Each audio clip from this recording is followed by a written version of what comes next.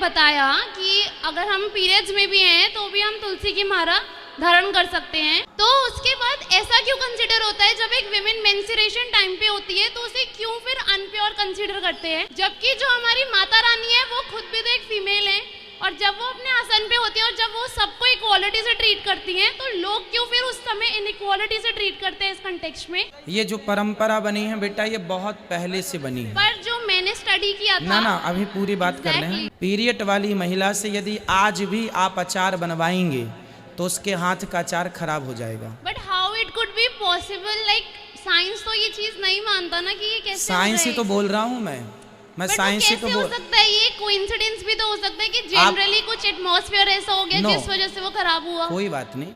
राधे राधे दोस्तों, मैं राधिका स्वागत करती हूँ आप सभी का अपने YouTube चैनल प्रभु की राधिका में। दोस्तों आज मैं फिर आप लोगों के सामने भक्ति से जुड़ा एक बहुत ही इंटरेस्टिंग सवाल लेकर आ चुकी हूँ।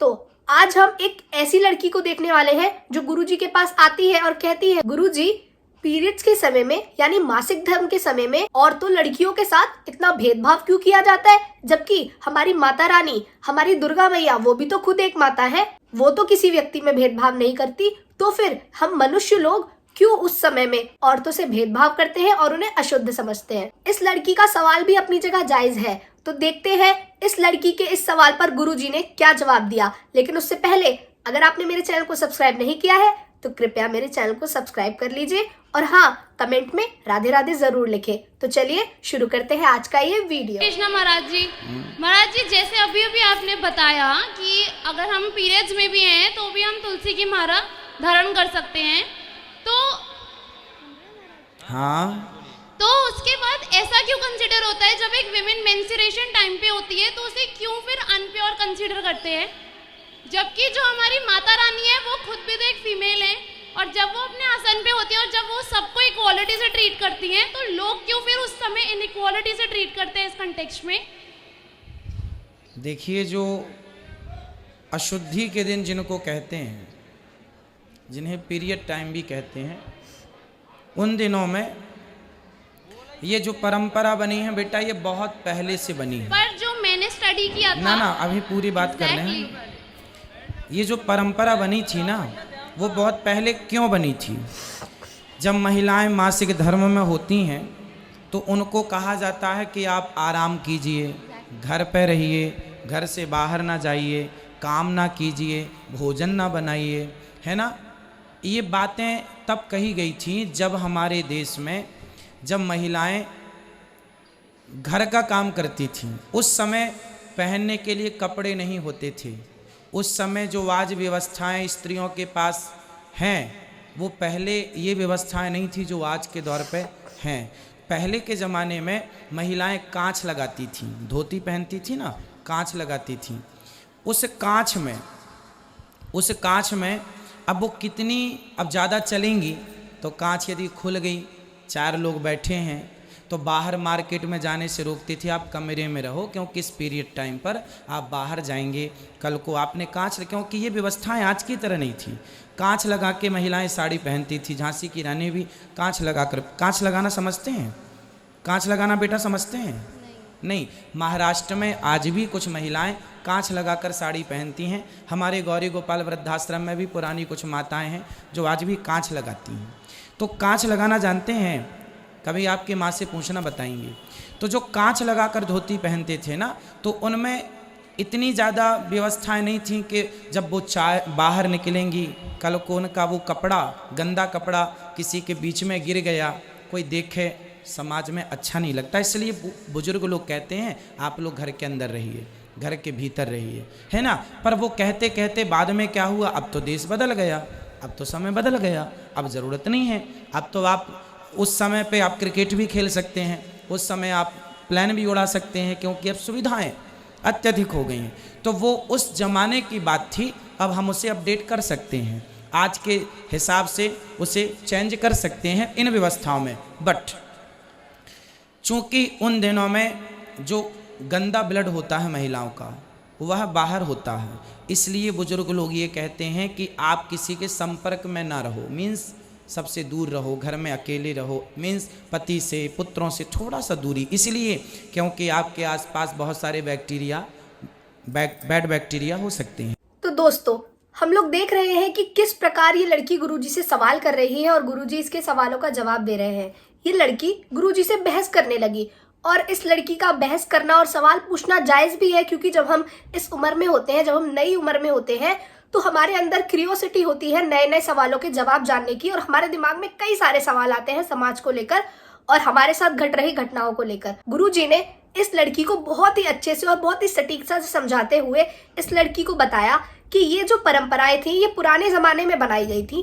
पहले के जमाने में उतनी सुविधाएं नहीं होती थी जितनी सुविधाएं आज के जमाने में है। इसीलिए पहले के जमाने में महिलाओं को सबसे दूर रहने के लिए कहा जाता था। दोस्तों, पहले के जमाने में महिलाओं को बहुत ज्यादा काम करना पड़ता था। इसीलिए हमारे पूर्वजों ने सोच समझकर मासिक धर्म के दिनों में महिलाओं को आराम करने के लिए ये बात बोली थी कि उन 4 दिनों में आपको सबसे दूर रहना है, खाना नहीं बनाना, कोई काम नहीं करना, चीजों को छूना नहीं है। इसी बहाने वे उन 4 दिनों में, महीनों के 4 दिनों में आराम कर लेंगी। और उस समय इतने साधन भी नहीं थे, इतने कपड़े भी नहीं थे कि वो उनसे बार बार बदल सके या बार बार इस्तेमाल कर सके।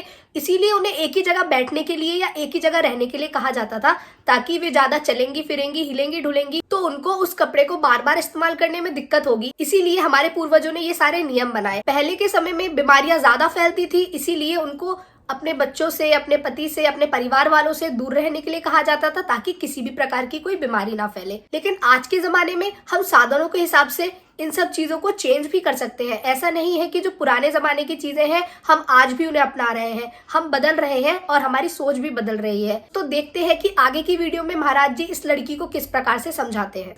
तो आपके स्पर्श करने से वह सामने वाले में चले जाएं, कुछ बीमारी हो जाए, जैसे कोरोना के लिए आजकल हम लोग दूर रहते हैं, 2 गज की दूरी जरूरी, उस प्रकार बुजुर्गों ने वह नियम बनाए थे कि हो सकता है इसमें किसी को नुकसान ना हो, इसलिए उन्होंने कहा आप अलग रहिए 4 दिन के लिए और पति को, पुत्र को ज़्यादा टच ना करिए, भोजन ना बनाइए।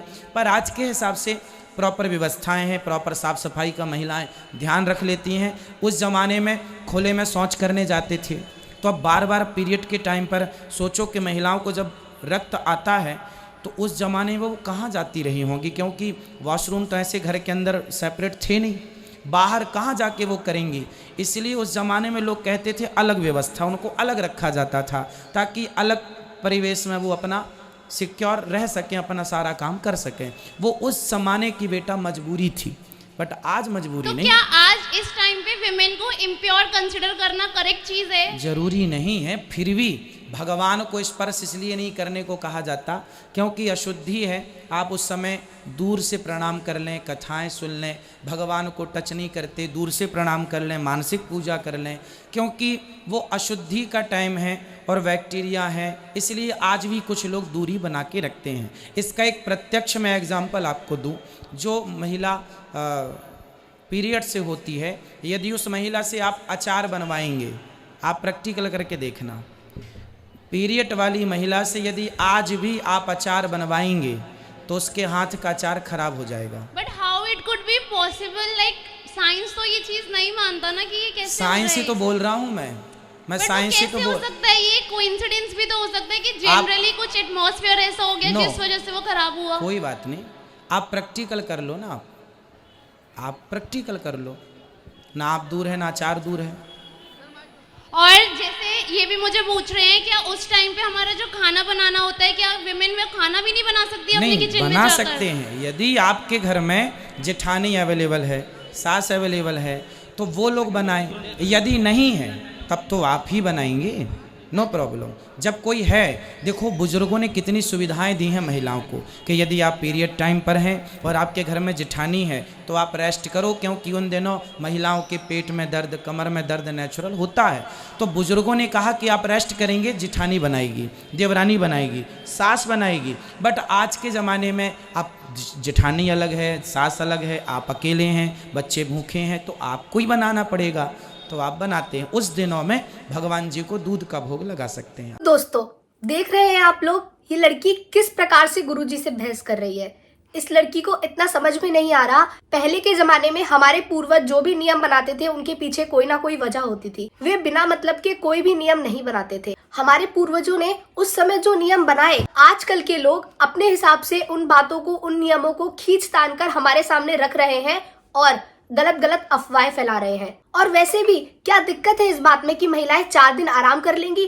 वो लोग पूरे महीने तो काम करती ही हैं, और यदि उन्हें इन 4 दिनों में आराम करने का मौका मिल रहा है तो इसमें क्या दिक्कत है? वो कहते हैं ना, जितने मुंह उतनी बातें। जैसे जैसे समय आगे बढ़ता जा रहा है, हमारे नियम उसी तरीके से आगे बढ़ बढ़ के अपना अलग रूप धारण करते जा रहे हैं और पुरानी बातें बिल्कुल छुपती जा रही हैं। और लोग फिर आकर सवाल करते हैं कि ऐसा क्यों है, वैसा क्यों है? क्योंकि लोग अपने धर्म के ज्ञान को भूलते जा रहे हैं और साइंस के पीछे पागल होते जा रहे हैं। कोई तो वजह रही होगी जो मासिक धर्म के दिनों में भगवान को छूना वर्जित होता है। लेकिन हाँ, हम मानसिक पूजा तो कर ही सकते हैं, भगवान का नाम जप कर सकते हैं। हाँ, हम माला से जाप नहीं कर सकते, किंतु अपने मन में भगवान का नाम ले सकते हैं। पहले के जमाने में खाना नहीं बनाती थी औरतें, लेकिन आज के जमाने में सब खाना भी बना रहे हैं, हम खाना भी बना सकते हैं। जरूरी नहीं है कि हम पहले के नियमों को आज भी फॉलो करें, लेकिन हाँ, कुछ नियम ऐसे हैं जो हमें मानने ही चाहिए। तो दोस्तों, आप इस लड़की के इस सवाल के बारे में क्या कहना चाहेंगे? कमेंट करके अपने विचार जरूर प्रकट करें। आज की वीडियो में बस इतना ही। मिलते हैं ऐसे ही किसी और इंटरेस्टिंग सवाल के साथ। तब तक के लिए राधे राधे।